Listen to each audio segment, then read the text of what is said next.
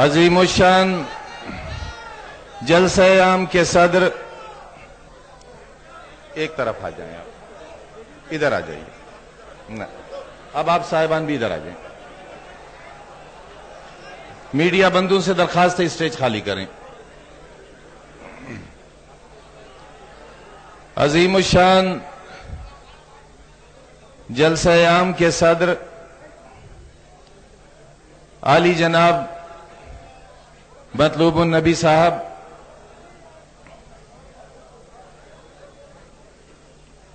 قابل احترام وہ تمام شخصیات جو اسٹیج پر تشریف فرما ہیں، میرے سامنے بزرگوں،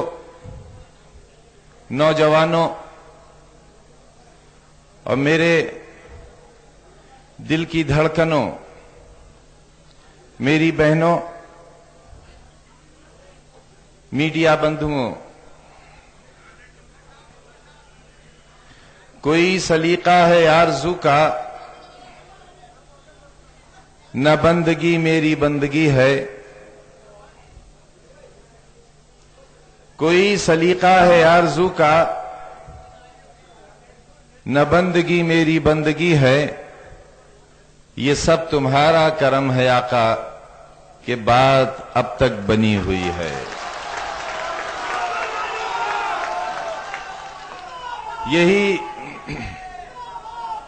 یہی وہ پہلی آواز تھی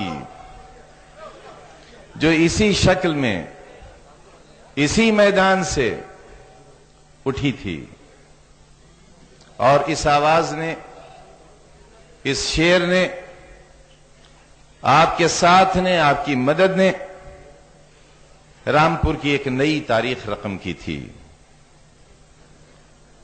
اور وہ تاریخ ایک ایک قدم آگے بڑھتی چلی گئی، دشمنوں کے حوصلے پست ہوتے چلے گئے، اور ہم ایک ایسے شہر میں جہاں غلامی کے سوا کچھ تھا ہی نہیں، جہاں جہالت، غریبی، مٹی کی دیواریں، پھوس کے چھپر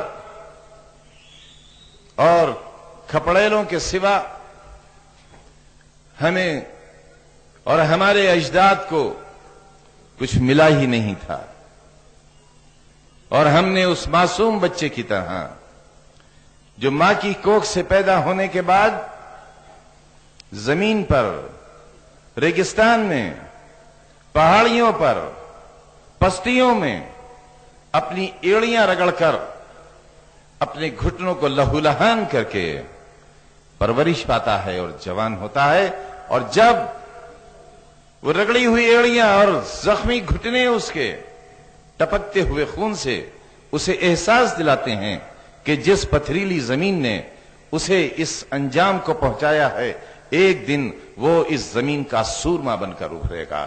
میں رامپور کے تمام غیور جوانوں کو مبارکباد دیتا ہوں اور انہیں یاد دلانا چاہتا ہوں کہ ان کا ساتھ تقریباً 3 دہائیوں کا میرا ساتھ ہے، اور میں بدخواہوں کو یہ بھی کہنا چاہتا ہوں کہ ان کی تمام بدخواہیوں کے باوجود ہم اپنا سفر طے کرتے گئے اور آگے بڑھتے چلے گئے۔ رامپور نے برے دن کم اور نئی تبدیلی کے دور میں اچھے دن زیادہ دیکھے ہیں۔ میں آپ سے کہنے آیا ہوں کہ میرے شہر کے لوگوں، تم ہندوستان کے ایک شہر سے یاد نہیں کیے جاؤ گے، تمہاری موجودگی قلعے کی اس تاریخی زمین پر صرف ایک ہڈی اور گوشت کے انسان کی حیثیت سے نہیں ہوگی، ہماری بہنوں کا وجود یہاں صرف ایک ماں، ایک بہن اور بیٹی کے رشتے سے ہی نہیں ہوگا، بلکہ یہ شہر ہندوستان کی تاریخ کا ایک ایسا عظیم الشان شہر ہوگا جو ہندوستان کی تاریخ میں لکھا جائے گا۔ ظلم کا دور ختم ہوگا، ظلم کا دور، اور محبت کا زمانہ آئے گا۔ प्यार की हवाएं चलेंगी और इंसान की कीमत इन 5 वर्षों में एक अदना पत्थर से कम होकर रह गई थी। मायावती की सरकार में, एक औरत की सरकार में, जो मां भी हो सकती थी, जो बहन भी और बेटी भी, जिसके सीने में एक हिस्सास दिल होना चाहिए था, इस मजमे में बैठा हुए कोई साहब ऐसे नहीं होंगे जिनकी बैंक की हैसियत 80 लाख रुपए की होगी। लेकिन इस मजमे में मौजूद तमाम हिस्सास दिल रखने वाले लोगों, हम एक ऐसी हुकूमत में रहते हैं जिसके पास न हया है, न शर्म है, न एहसास है, न गैरत है, बल्कि बेहिसी का ये आलम है कि इस अजीम मजमे में एक शख्स 80 लाख रुपए का नहीं बिकेगा, लेकिन लखनऊ के पार्कों में खड़ा हुआ बेजान पत्थर का एक हाथी 80 लाख रुपए में तामीर हुआ है। एक हाथी, एक हाथी, बहुजन समाज का हाथी, 100 हाथी, बहुजन समाज के हाथी, 40,000 करोड़ के पत्थर खरीदे गए पार्क बनाने के लिए, मूर्तियां बनाने के लिए, हाथी बनाने के लिए। ये खजाना तुम्हारी मेहनत के खून पसीने की कमाई का खजाना है। यह खजाना है किसान के उस लहू से टपके हुए पसीने से, जिससे वो अनाज पैदा करता है।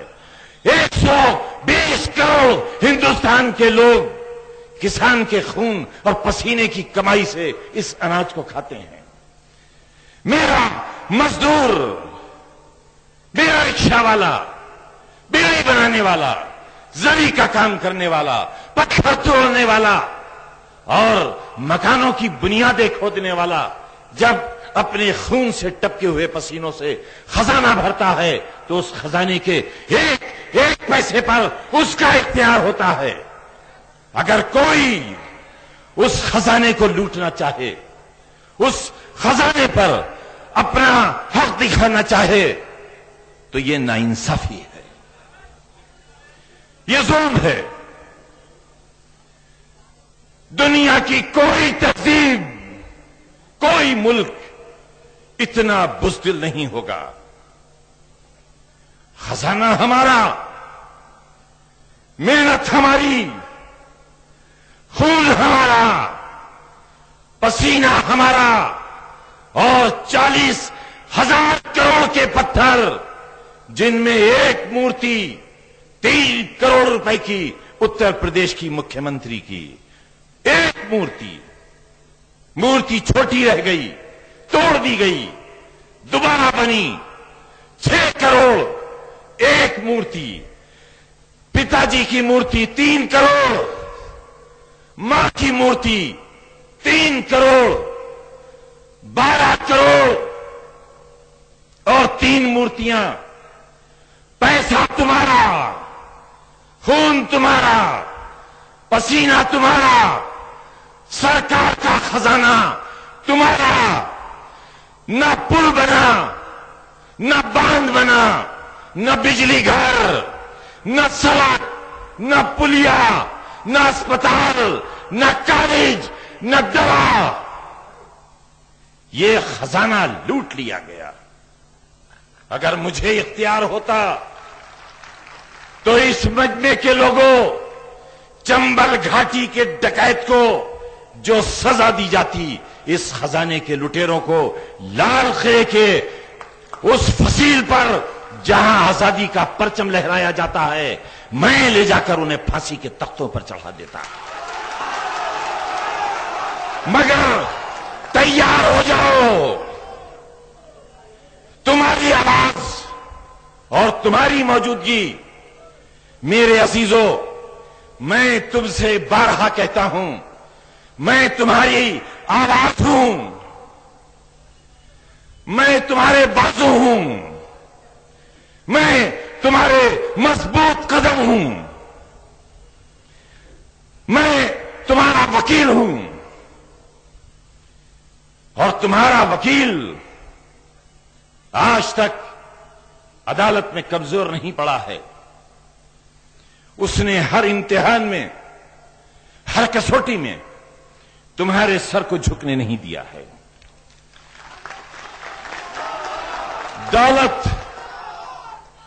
दौलत, शोहरत, तमाम ने मिलकर तुम्हारे सर को नीचा करने की कोशिश की। एक पूंजीपति, एक फाशिस्ट के, इंसानियत के दुश्मन के, वो जो एक दिन का सुप्रीम कोर्ट का सजा याफ्ता था, जो हमारे और तुम्हारे खून का दुश्मन था, जो हिंदुस्तान की सालमियत का दुश्मन था, हमारी गंगा जमनी तहजीब का दुश्मन था, जो हमारे खाना खुदा का दुश्मन था, उसके जूतों की धूल अपने माथे पर लगाता था। उसे याद दिलाना चाहता हूं कि हम रामपुर की आवाम को, अपनी माओं को, अपनी बहनों को, अपनी बेटियों को और गरीबों की गुर्बत को किसी रक्कासा की पाजेब नहीं बनने देंगे।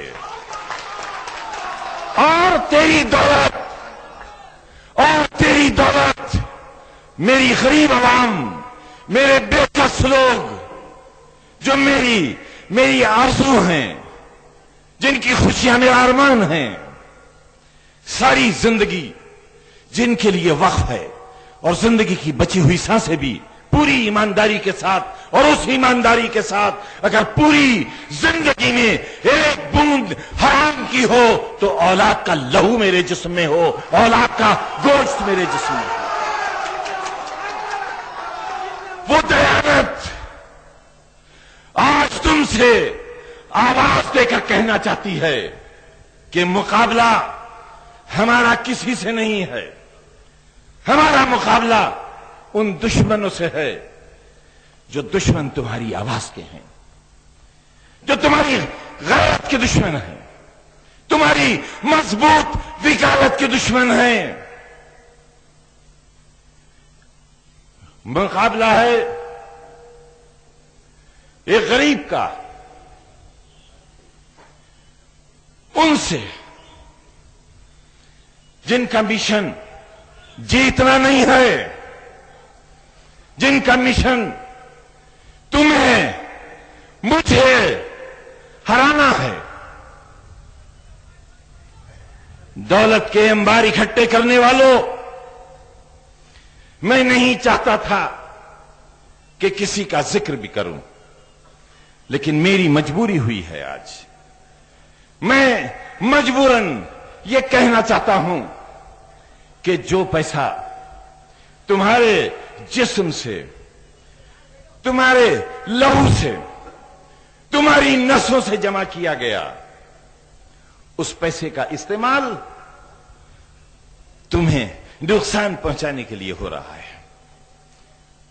मैं तुमसे खुलकर कहता हूं, इस शहर की तरक्की के लिए, इस शहर की फलाह के लिए, इस शहर की बहबूद के लिए, उत्तर प्रदेश में तुम्हारे सर को ऊंचा करने के लिए और जालिम से हिसाब लेने के लिए मैंने कोई कसर उठाकर नहीं रखी।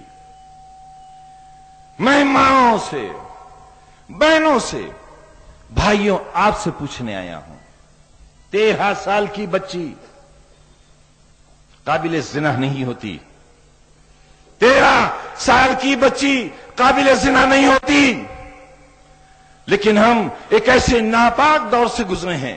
5 बरस खून के आंसू रोए हैं 18.5 करोड़ लोगों ने। तुम्हारा शहर उन 18.5 करोड़ लोगों की वकालत करने में सबसे आगे रहा है। तुम्हारी आवाज अखबार के कागज से लेकर टेलीफोन, मोबाइल, फेसबुक और टेलीविजन के पर्दे पर पूरे हिंदुस्तान में सबसे ऊपर रही है। हम आज दुनिया की 8वीं रईस औरत से सवाल करने आए हैं। हम आज दुनिया की उस 8वीं रईस औरत से, जिसे आज से 25 बरस पहले हमने अपनी आंखों से बिजनौर की सड़कों पर साइकिल के क्रेट पर पीछे बैठे हुए सियासत करते देखा था। आज से 25 बरस पहले साइकिल के क्रेट पर बैठे हुए राजनीति करते देखा था। वो आज दुनिया की 8वीं रईस औरत है। उस 8वीं रईस औरत से पूछने आए हैं कि 13 बरस की मासूम के साथ जिना हुआ। उत्तर प्रदेश की खातून मुख्यमंत्री ने कहा जिना नहीं हुआ है। जिना के बाद उसका कत्ल हुआ, कहा कि कत्ल भी नहीं हुआ है। अदालत के हुक्म से लाश कब्र खोद कर निकाली गई, डॉक्टरी मुआयना हुआ, पोस्टमार्टम हुआ। सिर्फ जिना नहीं हुआ था, इज्तिमाई जिना हुआ था और लड़की का कत्ल हुआ था। 13 बरस की लड़की के साथ इज्तिमाई जिना और कत्ल। रामपुर की अवाम, रामपुर के गयूर, ईमानदार, मेहनतकश मेरे साथियों, पूरी दुनिया में एक साल में इतने जिना नहीं हुए जितने उत्तर प्रदेश की सरकार में एक साल में जिना हुए। बताओ, इस जुल्म का इंतकाम नहीं लोगे? याद रखना, मैंने हमेशा कहा है, जमीन वालों के साथ इंसाफ करो, और अगर जमीन वालों के साथ इंसाफ नहीं करोगे तो इंसाफ आसमान वाला करेगा, और जब इंसाफ आसमान वाला करेगा तो मायावती साहिबा समझ लेना, जमीनें फट जाएंगी और अल्लाह का इंसाफ ऐसा होगा कि तुम्हारा नामो निशान तारीख से मिट जाएगा।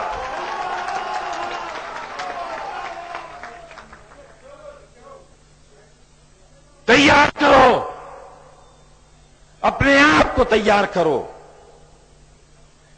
इंतकाम लेने के लिए तैयार करो।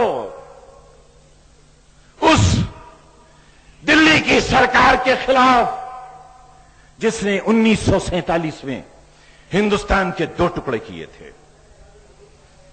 मजहब के नाम पर पाकिस्तान बना था। पाकिस्तान को जाने वाली ट्रेनें खून में नहाई हुई गई थीं। पाकिस्तान से आने वाली ट्रेनें खून में नहाई हुई आई थीं, और तब इंसानियत का खून हुआ था। तुमने मुल्क इसलिए बांटा था कि तुम हमें बर्बाद कर सको। मुल्क इसलिए बांटा था कि जामे मस्जिद के मिंबर से, यहां की मीनारों से अल्लाह अकबर की आवाजें न बुलंद हो सकें, टकराव हो जाए मंदिरों का और मस्जिदों का। और इसीलिए 22/23 दिसंबर 1949 की रात कांग्रेस के इख्तिदार वालों, तुमने मस्जिद के अंदर मूर्तियां रखवाई थी। तुमने हिंदू मुसलमानों को आपस में टकरा दिया था। न हिंदुस्तान बटा होता, न मुल्क तकसीम हुआ होता, न मौलाना अब्दुल कलाम आजाद ने कहा होता, रुक जाओ बांटते हुए मुसलमानों, रुक जाओ, ये मुल्क तुम्हारा है, रुक जाओ। जामा मस्जिद का तकद्दुस तुम्हें आवाज देता है, रुक जाओ। कुतुब मीनार की बुलंदी पुकारती है, रुक जाओ। ताजमहल का हुस्न तुम्हें वास्ता देता है अपनी खूबसूरती का, रुक जाओ मुसलमानों। हम रुक गए थे, हमारे अजदाद रुक गए थे। नौजवानों, ये तारीख तुम्हें किसी ने नहीं बताई है। तुम्हें खून और खाक में नहाया हिंदुस्तान किसी ने नहीं दिखाया है। तुम्हारे अजदाद, तुम्हारे बुजुर्ग मार दिए गए थे। इसी शहर में पंजाब से मिलिट्री बुलाकर तुम्हारे अजदाद के सीनों पर गोलियां चलवाई गई थी। तुम्हारे हाथ कटे थे, तुम्हारे पैर कटे थे, तुम फांसी के तख्तों पर चढ़ाए गए थे। یہ ہے آزاد ہندوستان کا خونی چہرہ. نہ ملک بٹا ہوتا، نہ دل بٹے ہوتے، نہ انسان سے انسان کے رشتے بٹے ہوتے، نہ ہندو کا خون الگ ہوتا، نہ مسلمان کا لہو الگ ہوتا. بٹ گیا ملک، بٹ گئے دل، گر گئی مسجد، شہید ہو گیا اللہ کا گھر، بدل دیا گیا قانون شریعت، چھین لی گئی زبان، ختم ہوا علی گڑھ مسلم یونیورسٹی کا اقلیتی کردار، اور کانگریس جیت گئی، مسلمان ہار گیا. تم سے آنکھ میں آنکھ ڈال کر بات کرنے کی جرات نہیں ہو سکی، کیونکہ دامن گندے تھے، گریبان میلے تھے، ضمیر خاموش تھا، ہمتیں پست تھیں. مگر رامپور والوں، ہمیں طاقت دینے والوں، میرے ہاتھوں کو جرات دینے والوں، میری زبان کو جلا دینے والوں، میرے ذہن کو اپنے جسم کا خون دینے والوں، میں نے تمہاری غیرت کی قسم کھائی ہے، میں نے تمہاری خودداری کی قسم کھائی ہے. میرے شہر رامپور، میں نے تم سے جو عہد لیا تھا کہ میں تمہیں دنیا کے نقشے پر لا کر دم لوں گا، میں آج اپنے وعدے کو پورا کرنے کا اعلان ہی نہیں کرتا ہوں، بلکہ تمہیں یہ یقین دلاتا ہوں کہ جو طاقت، جو قوت تم نے ہمیں دی ہے، ہمارا پورا وجود ظالم سے حساب لینے کے لیے اپنی زندگی کی آخری سانس تک اس لڑائی کو لڑے گا، اور یہ لڑائی آخرکار ہم جیتیں گے. یہ انقلاب جو ہمارے یہاں سے اٹھے گا وہ 120 کروڑ ہندوستانیوں کو راہ دکھائے گا. وہ بتائے گا کہ 40,000 کروڑ کتنے ہوتے ہیں. ایک شکر کا کارخانہ 80 سے 20 کروڑ میں لگتا ہے. 403 ودھایک ہیں. اگر 40,000 کروڑ کے شکر کے کارخانے لگائے گئے ہوتے تو 410 شکر کے کارخانے لگ گئے ہوتے. بھوک مٹ گئی ہوتی، غریبی کی کمر ٹوٹ گئی ہوتی، ماؤں کو علاج کے لیے دوا مل گئی ہوتی. میرے عزیزوں، 40,000 کروڑ کے پتھر خرید لیے گئے، مگر تمہاری غربت نہیں خریدی گئی. جب سماجوادی پارٹی، ملائم سنگھ یادو اور ہم یہ کہتے ہیں کہ کسان بن کر غریب دکاندار کا 25,000 روپے کا قرض معاف ہو جائے گا، مایاوتی کہتی ہیں یہ منگیری لال کے سپنے ہیں. جب ہم یہ کہتے ہیں کہ غریب ٹرک سے گر کر مر جائے گا، غریب انسان موٹر سائیکل سے ٹکرا کر مر جائے گا، غریب بجلی کا کرنٹ لگنے سے مر جائے گا، غریب سانپ کے کاٹنے سے مر جائے گا، تو 40,000 کروڑ کے پتھر خریدنے والی مایاوتی صاحبہ ایک ایسی سرکار آنے والی ہے جو اعلان کرتی ہے اور وعدہ کرتی ہے کہ گھر کی مکھیا تیرا شوہر مر گیا ہے، تیرا جوان بیٹا مر گیا ہے، کل تیرے گھر کا چولہا نہ جلے، یہ ممکن نہیں ہے. بیٹی کے ہاتھ پیلے کرنے کے لیے تو گندگی اور غلاظت کے راستے پر نکل جائے، یہ نہیں ہونے دیا جائے گا. 15 دنوں کے اندر ضلع ادھیکاری کی رپورٹ لگے گی اور بیوہ تیرے نام پر بینک کے کھاتے میں 5 لاکھ روپیہ اتر پردیش کی سرکار سے دے دیا جائے گا. اب کوئی ماں، کوئی بہن، کوئی بیٹی بہنا نہیں رہے گی غریب کی. ہر غریب بہن کو سال میں 2 ساڑیاں دی جائیں گی اور جاڑے کے لیے، جسم ڈھکنے کے لیے ایک غریب کو 1 کمبل دیا جائے گا. تب مایاوتی کہتی ہیں یہ منگیری لال کے سپنے ہیں. یہ توہین ہے تمہاری غریبوں، یہ تمہاری توہین ہے، یہ ذلت ہے تمہاری غریبی کی. میں तुम्हारे वकील की हैसियत से, उत्तर प्रदेश की हुकूमत से, उसकी वजीर आला से ये कहने आया हूं, माफी मांगो, उत्तर प्रदेश की आवाम से माफी मांगो। और जब तक इस तजलील की माफी नहीं मांगती, हमारी गलियों में घुसने आओगी तो हम तुम्हें घुसने नहीं देंगे। मेरे अजीजों, मेरे रिक्शा चलाने वाले भाइयों, 80 साल के बुजुर्ग से लेकर 14 साल के बच्चे तक को पैगाम देने आया हूं। हमारी सरकार होगी, हम तुम्हें पैरों से रिक्शा नहीं चलाने देंगे। तुम्हारी रिक्शा में मोटर होगा, बैटरी होगी और सूरज से चार्ज होने वाली उसमें मशीन लगी होगी। मेरे बीड़ी के मजदूरों, मालिकान हमारे साथ नहीं है। एक दो के अलावा मालिकान हमारे साथ नहीं हैं, हम भी उनके साथ नहीं हैं।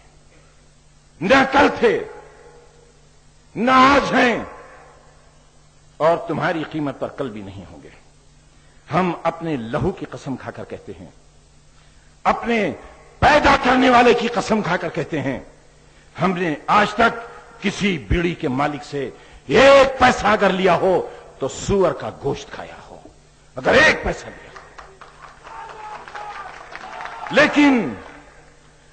लेकिन आज ये भी जानना चाहते हैं आपसे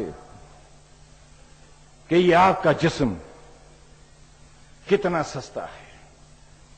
हमने तुम्हारे लिए क्या नहीं किया, कितनी जमाने से गालियां सुनी हैं, कितने पत्थर खाए हैं, कितने जुल्म बर्दाश्त किए हैं। हमने सीवर सिस्टम जब यहां कराया, चलती हुई सड़कों पर हमको बद्दुआएं दी गई। हमारे रिक्शा वालों को हमसे बाकी बनाने की कोशिश की गई। लेकिन आपसे कहने आया हूं कि हमारे रिक्शा वाले, हमारे मजदूर, जब उनसे यह कहा गया कि सड़कें खुद गई हैं, रिक्शा कहां चलाओगे, उसके बाद चुनाव आया। जब रिक्शा वालों से हमने बात की तो उन्होंने कहा कि आजम भाई, जब यहां की सड़कें खुदी हुई थीं और हमारे फेफड़े उन रिक्शों को चलाने में फट जाते थे, अगर हमने उस वक्त तुम्हें नहीं छोड़ा, आज कैसे छोड़ देंगे तुमको।